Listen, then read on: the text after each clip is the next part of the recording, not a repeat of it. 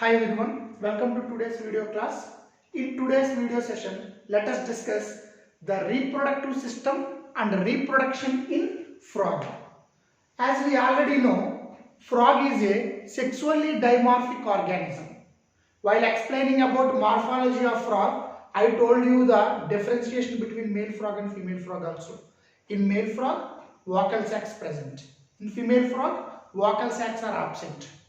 In male frog, at the first digit of forelimb, there are copulation pads. In case of female frog, there are no copulation pads.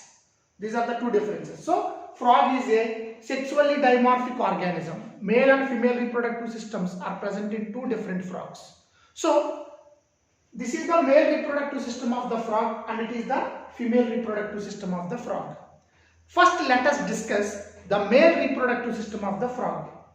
The male reproductive system of the frog contains a pair of testes. Those testes are yellow in color and oval shaped or ovoid shaped. Oval shape means egg shape. So, this is a pair of testes.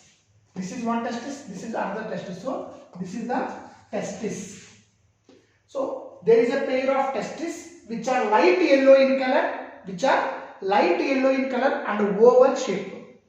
Now, the testis opens into 10 to 12 tube-like structures. How many?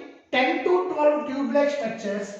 These are called vas afferentia. These are called vas afferentia. So, there is a pair of testis.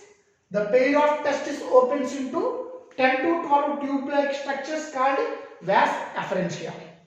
Then, this vas afferentia enters into the kidney. This vas afferentia enters the kidney. Now, on either sides, the vas afferentia opens into Bidder's canal. The vas afferentia opens into a canal called Bidder's canal. Here in the diagram, we can't find Bidder's canal. Why? Because it is just a 2D diagram. So you can imagine it only in 3D diagram. If it is the kidney, back side there is Bidder's canal. Imagine this chart piece as a Bidder's canal. This is kidney. Now back side of the kidney, this Bidder's canal will be there. So you can't identify here. Okay. So first there is a pair of testis. Testis opens into 10 to 12 tube-like structures called vas afferentia. Where this vas afferentia enters? This vas afferentia enters into the kidney. Now, on either side of the kidney, on both sides of the kidney, this vas afferentia opens into Bidder's canal. Now, this Bidder's canal opens into urogenital duct. This Bidder's canal opens into urogenital duct. Uro means urine. Genital. This word is related to reproduction. Why it is called urogenital duct means this duct is common passage for the urine as well as for the transport of male gametes, that is the sperms. Okay, this urogenital duct is the common duct for passage of urine as well as passage of sperms. That's why it is called urogenital duct. Now, this urogenital duct opens into a chamber. This one. This urogenital duct opens into a chamber. This chamber is called cloaca. This chamber is called cloaca. In case of male frog, cloaca is the common pathway for urine, undigested food and the male gametes. That means the undigested food from digestive system will be released into cloaca. We discussed in the previous class. And urine also will be released into the cloaca. Then the male gametes, the sperms also released into the cloaca. So it is a common chamber for the excretory system, that is to release urine, and the digestive system to release the waste material, and for the reproductive system to release the sperms. Now this cloaca opens into an aperture. That aperture is called cloacal aperture.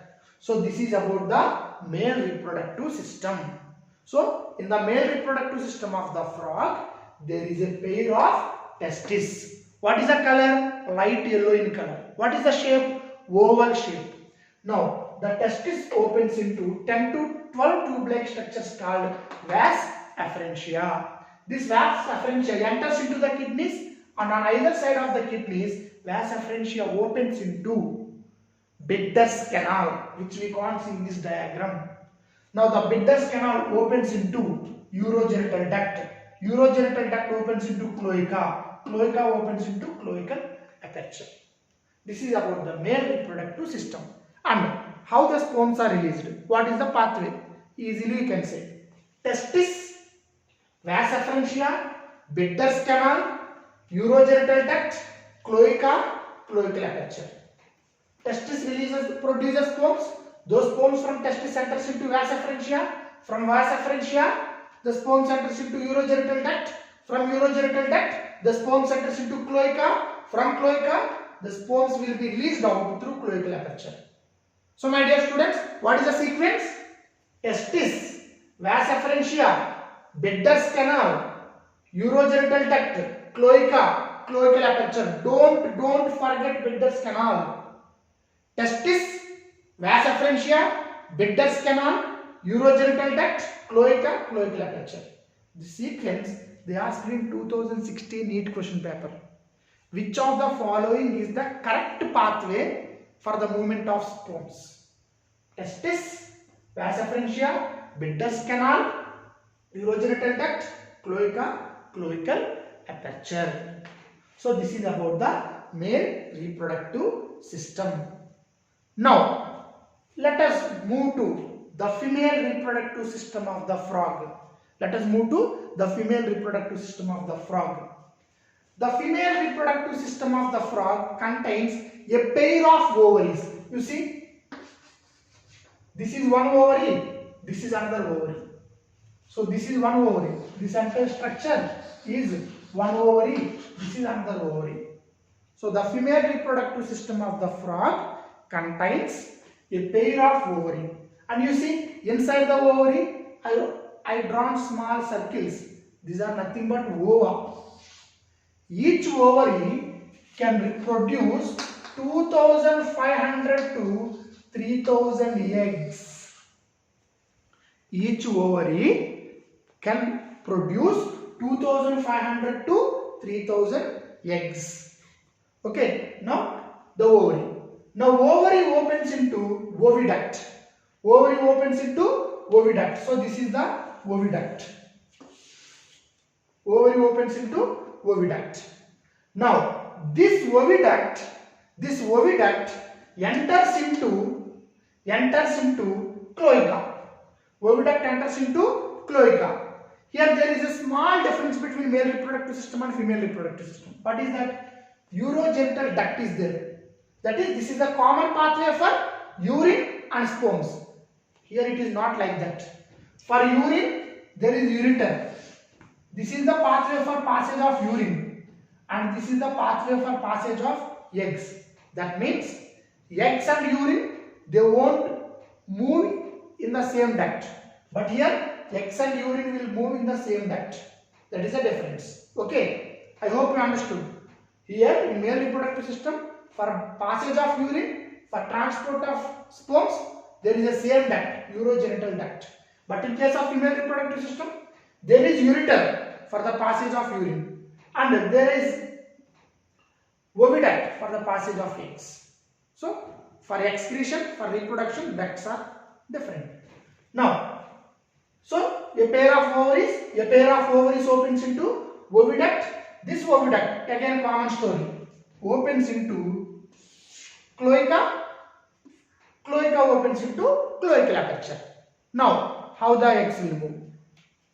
Ovary, oviduct, cloaca, cloacal aperture. Ovary, oviduct, cloaca, cloacal aperture. So this is about the female reproductive system.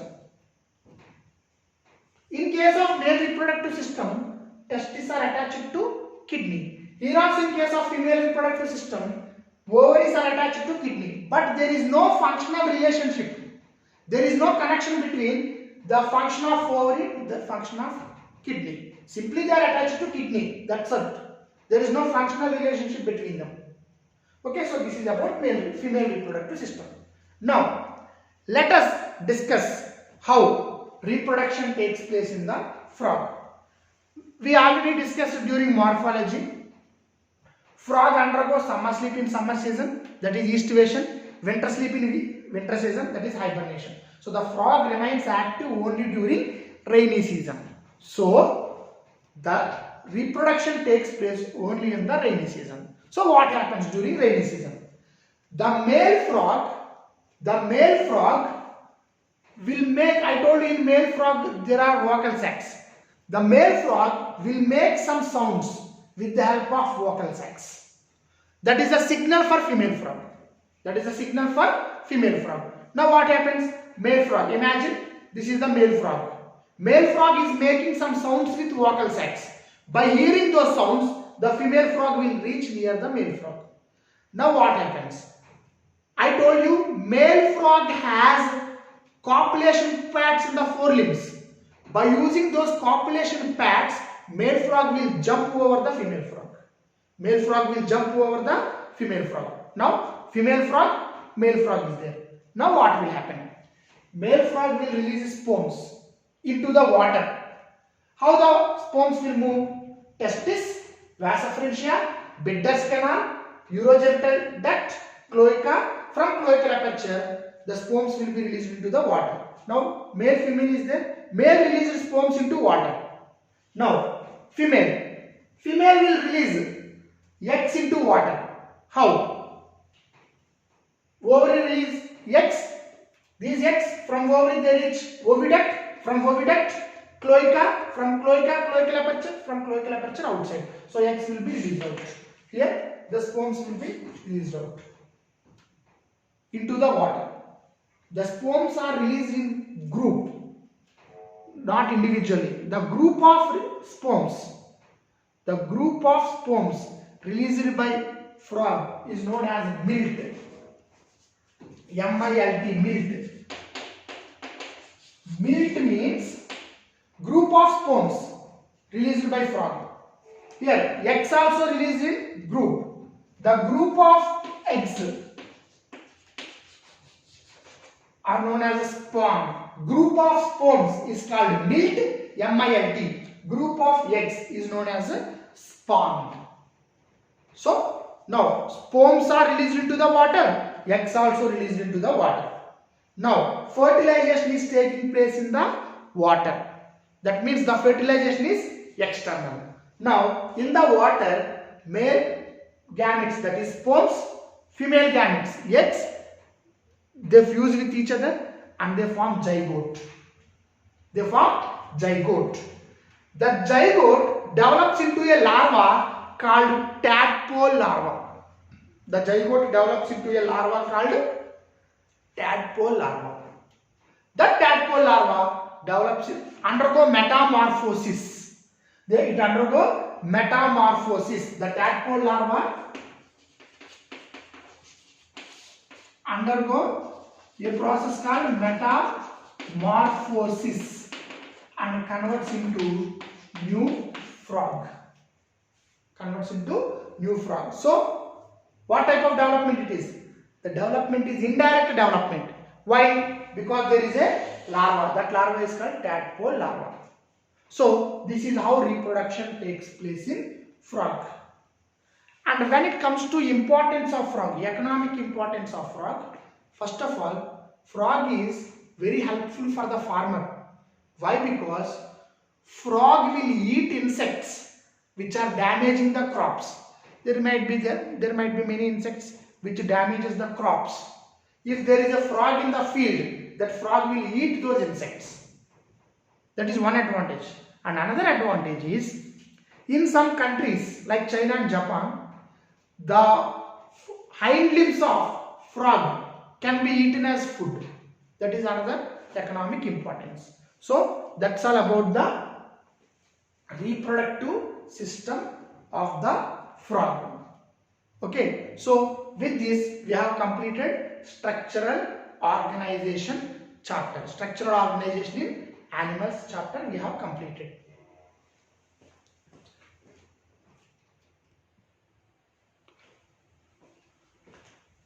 So my dear students, with this we have completed structural organization in animals chapter. Now, most frequently asked questions from this chapter. Now, whatever the questions I am writing, okay, you have to write them in the notebook.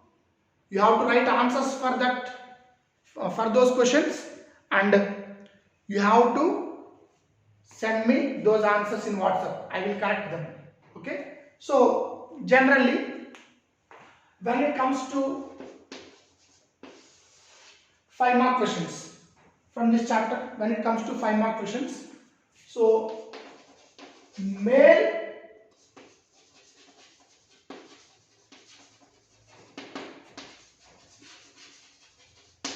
reproductive system and female reproductive system.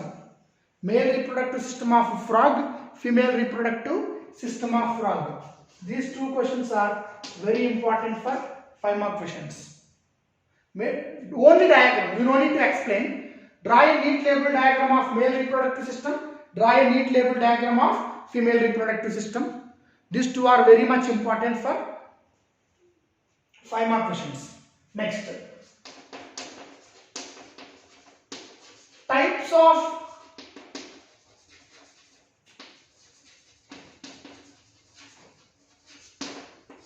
simple epithelial tissues. We studied various types of simple epithelial tissues, no? Squamous, cuboidal, columnar, glandular, ciliated, like that. So types of simple epithelial tissues is very important for 5-mark questions. So read that question also. Now, when it comes to 3-mark questions, differences between 3 types of muscles. Differences between 3 types of muscles: striated muscle, okay, smooth muscle, cardiac muscle. Between those 3 muscles, the differences. It is very important for 3-mark questions. Next, another one.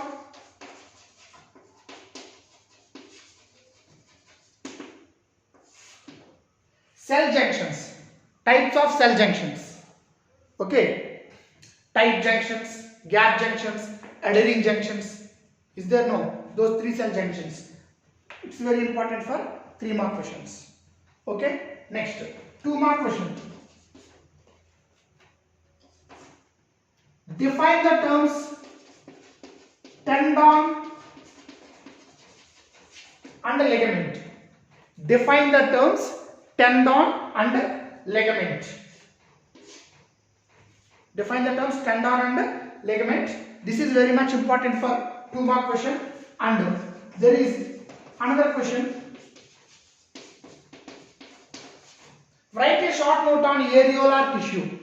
Write a short note on areolar tissue. This is also very important 2-mark questions. So here these are the questions. From cockroach they won't ask any question, and from nervous system of earthworm, nervous system of frog and all, they won't ask any questions. So these are the main important questions from this chapter. Male reproductive system of frog, female reproductive system of frog, types of simple epithelial tissues, differences between 3 types of muscle cells, cell junctions, tendon and ligament, areolar tissue. So my dear students, today I will write one question paper on structural organization in animals chapter. That question paper I will keep in WhatsApp group. What you have to do is, you have to learn answers for those questions, and after 2 days I will conduct a test on them. You have to write those answers and you have to submit me. Okay, so by today evening I will keep one question paper on the structural organization. Prepare it well, and if you have any doubt for any questions, just approach me. I will say the answers for them. Okay, thank you my dear students. Have a nice day. With this we have completed structural organization in chapter. So in the next video session we will discuss the structure of brain from neural coordination chapter. Okay, thank you. Have a nice day.